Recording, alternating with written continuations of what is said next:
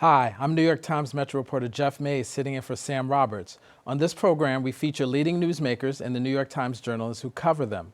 It has been a historic week that reshaped the U.S. political landscape as Donald Trump secured his unprecedented return to the presidency. It also marked the end of a tumultuous campaign season that saw everything from a felony conviction of a former president to assassination attempts on a candidate, an incumbent president's 11th hour withdrawal, and the first black woman and Asian American to win a major party's presidential nomination. This week, we'll discuss what Donald Trump's return to the White House says about traditional power in the U.S., according to conservative intellectuals, and we'll also hear how even a mere squirrel can become a political flashpoint. But first, let's dive right into the local politics that directly affect you and me. How did this week's events affect New York? Here to help us unpack Tuesday's impact is New York Times Metro correspondent Nick Fandos. Welcome back, Nick. Always a pleasure to have you. Great to be here, Jeff. You spent a lot of time writing about these important House races, particularly in the suburban battleground areas of the state. What was the outcome of some of those races? Did New York win back some of the seats they lost in the midterm? Yeah, they did. Democrats did.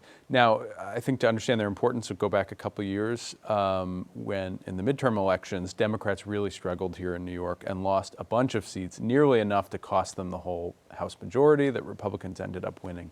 This year, they really wanted to win those back, and they ended up flipping so far 2 seats.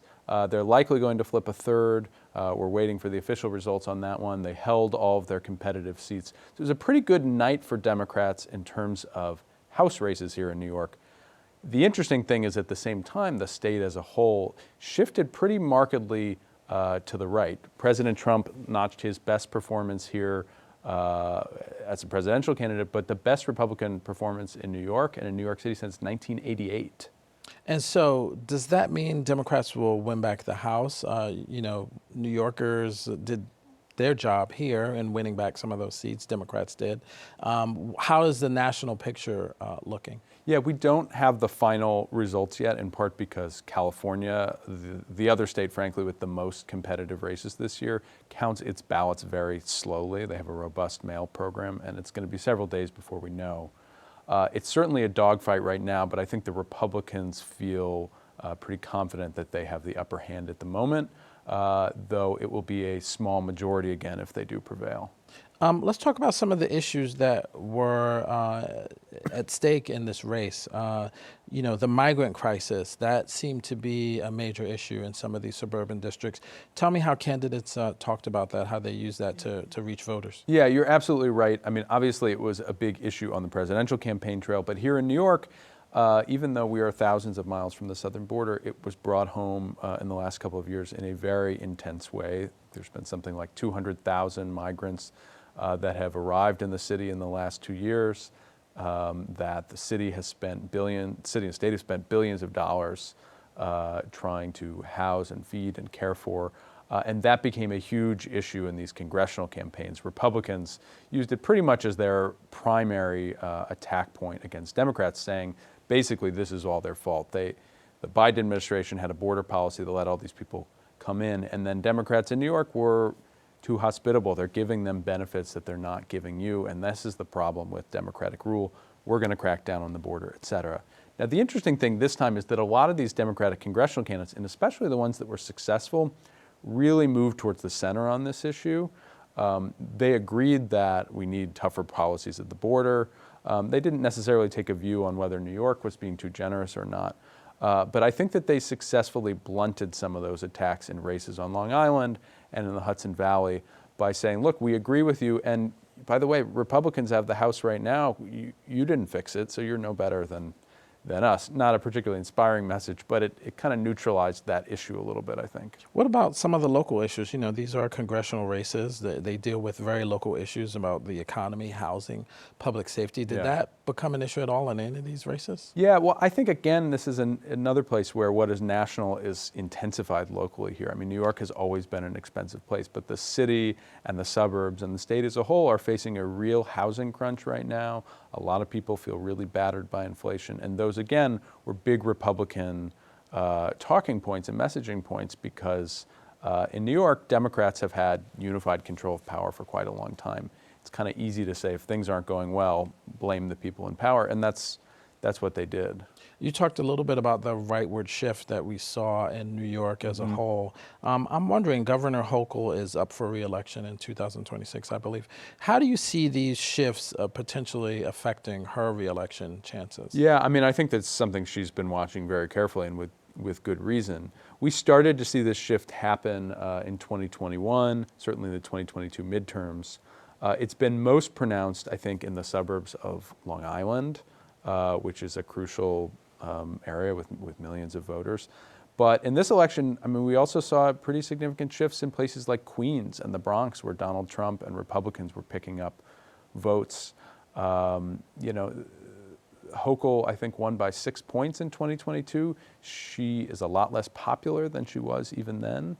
So I think heading into the midterm election, Democrats are looking around and thinking we got to do a lot of we need to continue this course correction if we're going to reassure voters. Now, I do think there was one silver lining for her on Election Day, which is having Donald Trump in the White House.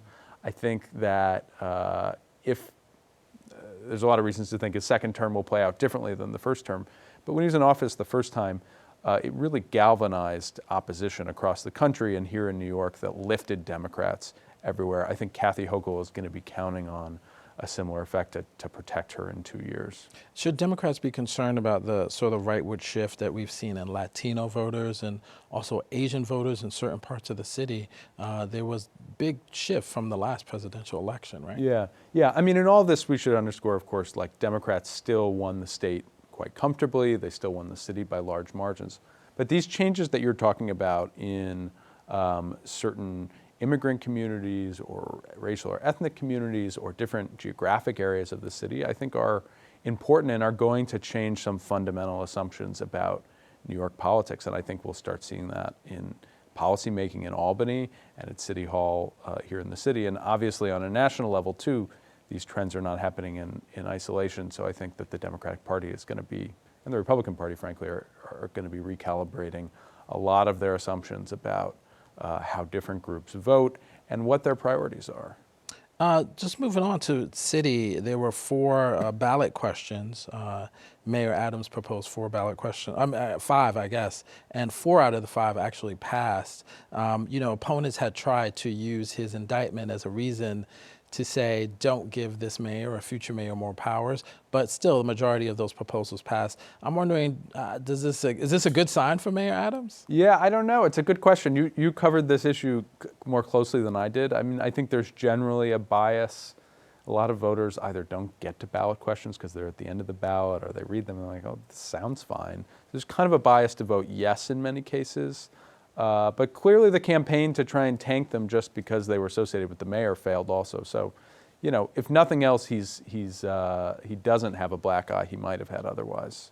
Even if Democrats don't win back the House, do you think the changes that New York made to have success, how do you see that playing out in the future? I know Governor Hochul and Hakeem Jeffries and Senator Gillibrand used the sort of Democratic committee in a way that wasn't used before. Yeah. Do you see that playing out in the future? Yeah, well, you're referring to, they put together a coordinated kind of turnout campaign in New York, the likes of which New York has not seen before. They're common in swing states, but in New York, the state party has always kind of been an appendage of the governor's campaign.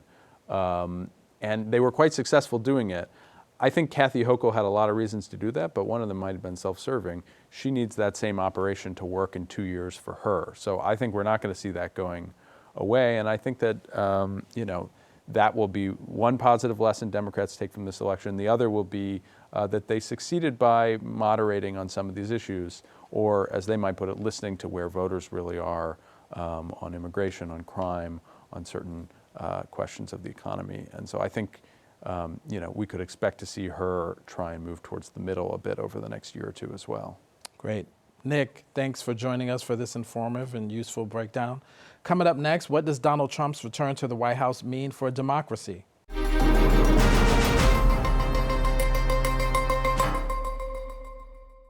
Writing in the New York Times this week, our next guest describes Donald Trump's historic return to the White House as a profound rejection of Washington's conventions and a vote of no confidence in America's post-Cold War leadership class.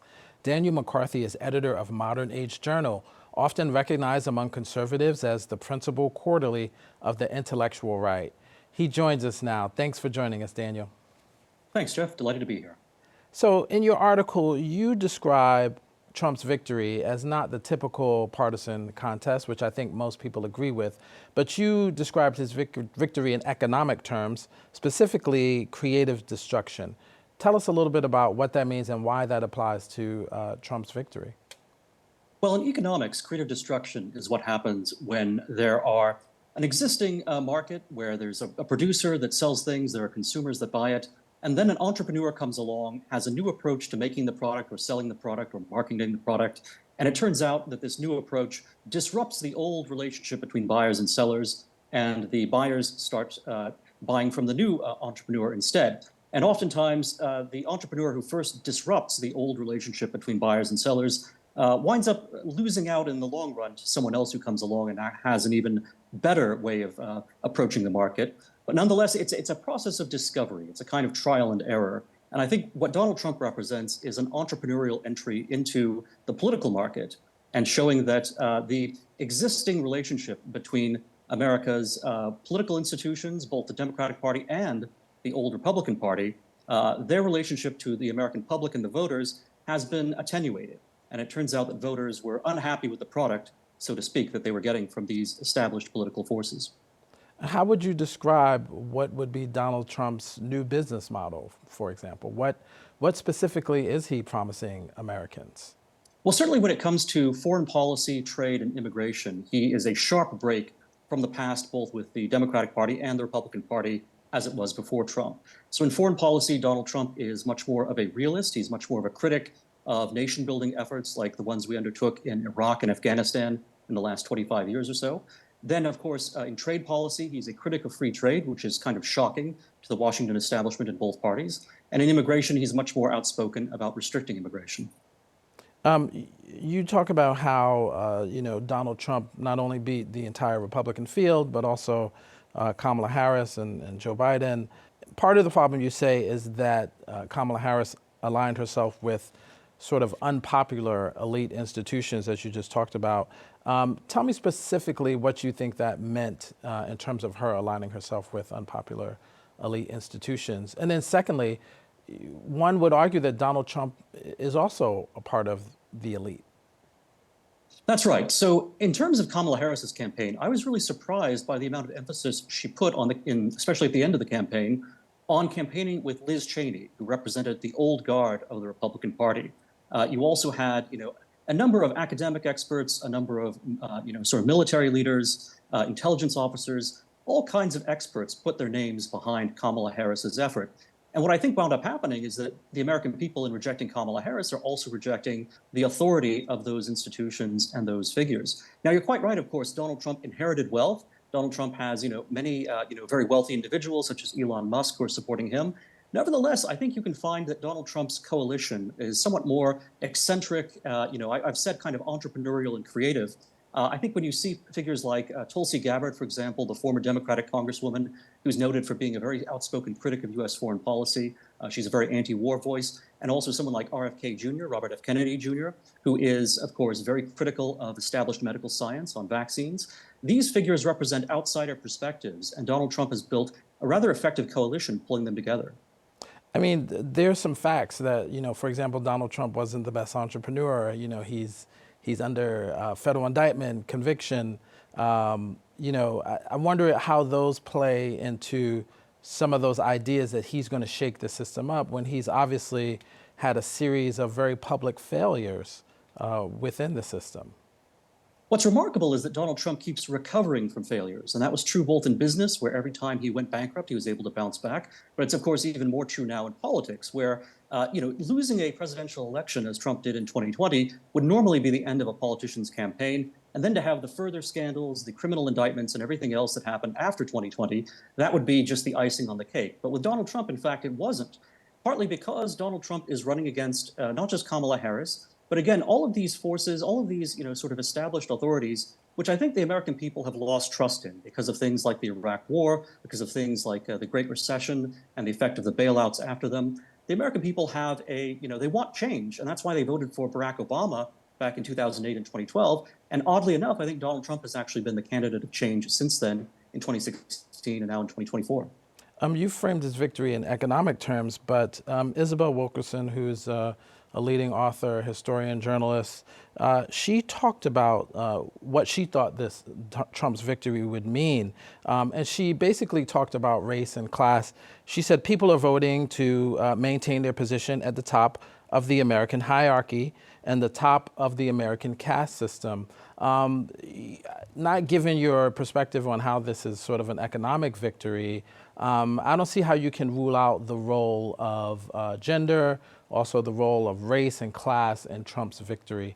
Do you see those relating to how he pulled off this victory the other day? What's been very interesting is that this is an election in which race and ethnicity and class actually seem to play much less of a role than anyone had expected. So Latino voters, for example, in particular Latino men, went for Donald Trump in historically unprecedented numbers. And in fact, Donald Trump won, I believe, a majority of Latino men. When it came to the women's vote, that too was split. A majority of white women actually supported Donald Trump. But in general, it looks as if race was and ethnicity and gender were much less the issues of this election than inflation and the overall sense of which side do you trust? Do you trust Kamala Harris and all these old authorities that she's aligned herself with? Or do you trust Donald Trump, even if you think he's imperfect, to try something new simply because the old system is broken? Even if Donald Trump, the New York Times described this as one of the most openly racist and sexist campaigns in history? Well, I think the voters didn't agree with the New York Times on that judgment. Let's move on. You talk about Trump's policies. He has been criticized for lack of serious policies. Also, the United States has, we've already had one Trump term, so we've kind of had an idea of some of his policies. I'm wondering, what do you think success actually looks like for Donald Trump in order to sort of capitalize on that creative destruction? You say there has to be something better put in place. What would that look like under a Trump presidency? I think voters were having a rather nostalgic view of the Trump years, the first administration, which was years of, sort of a term of peace and prosperity compared to the strife they see around the world right now and the inflation they've suffered over the last 4 years with Joe Biden. Now, of course, the great challenge that Donald Trump is going to face now that he's reelected to a non-consecutive second term is going to be how can he address these much harsher conditions that he's entering into in 2025 than those he had in 2027. Conditions of, certainly a sense that inflation has done a lot of damage over the last 4 years. And of course, you have crises in Ukraine and the Middle East, which Donald Trump is now going to have to address. And he, I think, is very confident, of course, about his ability as a negotiator to satisfy all these parties to these conflicts. He also, is very confident in his ability to deliver for people who are concerned about inflation and for a large, working class segment of America. It's been very interesting that Trump, always performs well and did so again in 2024 with voters who do not have college degrees. So I think a lot of people lower down on the economic or class ladder of America actually have been very confident in Donald Trump. My last question, you described the January 6th insurrection, which, President Trump is being investigated for causing. You described that as unnecessary baggage. I'm wondering if should there be concern from voters, given what happened at the end of the last election, and sort of the message from Democrats that our very democracy was at risk if President Trump was elected. What do you think that means for him in terms of his policies during a second term? I think Donald Trump should be magnanimous in victory. That basically he has a majority of the American people. He's not only won the Electoral College, but he's also apparently won the popular vote. That's a position of strength, and Trump should not feel as if he has to relitigate the past or that he has to criticize people who were critical of him before. He should instead use this moment to actually change the agenda on both sides of the aisle for Republicans and Democrats alike by proposing a agenda to address inflation, an agenda to bring peace back to the world, and basically by looking to some of these class issues that have bedeviled America, not just in this cycle, but really throughout the post-Cold War era. I think those kinds of approaches will be very successful for Trump and will give him a much more successful second term even than the first. Dan, thanks so much for joining us today and providing your perspective. Thank you.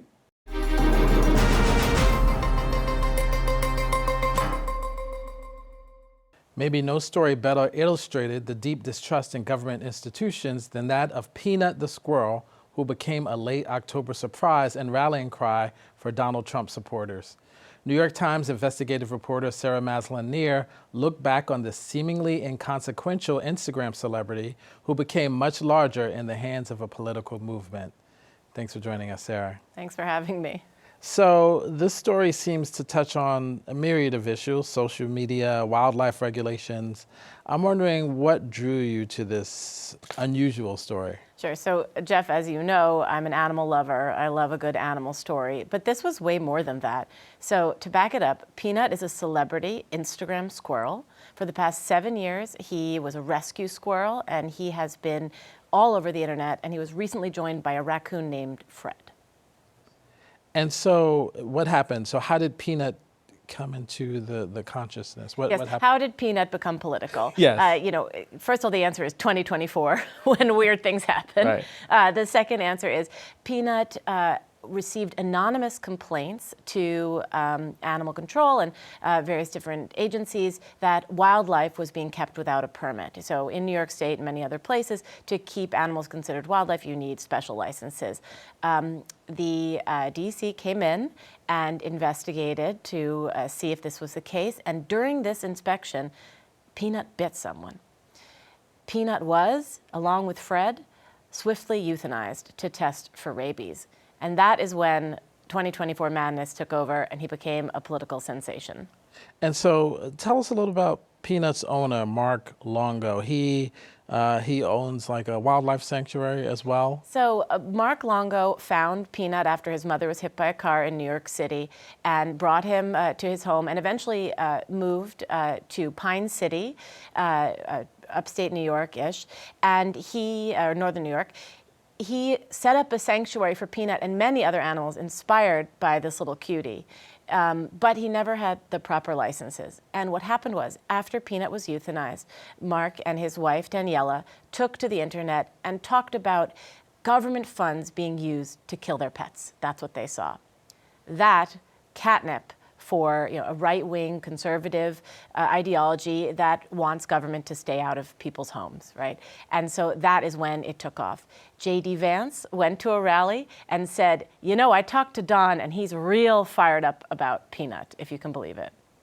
And he wasn't the only one, right? There were other people that mentioned PNut. I don't know, what did PNut's, being euthanized have to do with the presidential elections? What were the connections? Absolutely nothing. Marjorie Taylor Greene blamed Democrats in New York City for coming into the Longo's house and killing their squirrel. But Democrats in New York City are 200 miles away, have nothing to do with it. A local candidate, Mark Molinaro, blamed it on his competitor. They don't even represent the district. But this was seen as government overreach. And there was a really concerted effort to show that government overreach is a Democratic problem. And do you think this could have happened in any other election year? This feels like something that, is out of a parody almost. Look, did PNut win the election for Donald Trump? Absolutely not. But I think it was more a symptom of what's been going on, that really candidates trying for any edge, anything being utilized, weaponized. Elon Musk made memes of PNut coming back like a Jedi Master, stronger in death than in life. But think about it. Animals have played a part in this campaign. The trope, they're eating the dogs, they're eating the cats, referring to the spurious accusations of Haitian immigrants eating animals, eating pets, never happened. And yet, it was used by both sides. The Democrats used it to call the Trump campaign liars. And believe it or not, at rallies, there were signs up everywhere around the country, only Donald Trump wants to protect your pets. So Mark Longo, the owner, is also who was also an OnlyFans. Yes, that's a delightful twist. We love stories like that, right, Jeff? That you just take you from A to B, and then suddenly you're at Z or L. Right. Mark Longo and his wife are OnlyFans performers, pornographic OnlyFans performers. Mark under the name Squirrel Daddy, and PNut sometimes features in his videos running around his bare naked chest. Wow.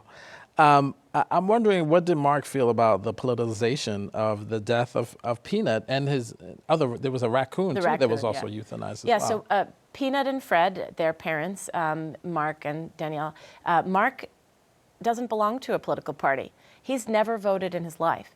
And I asked him, how do you feel about your animals being co-opted for a cause that you might necessarily agree with? And through tears, he said to me, as long as someone was fighting for his animals, he didn't care if it was red and he didn't care if it was blue.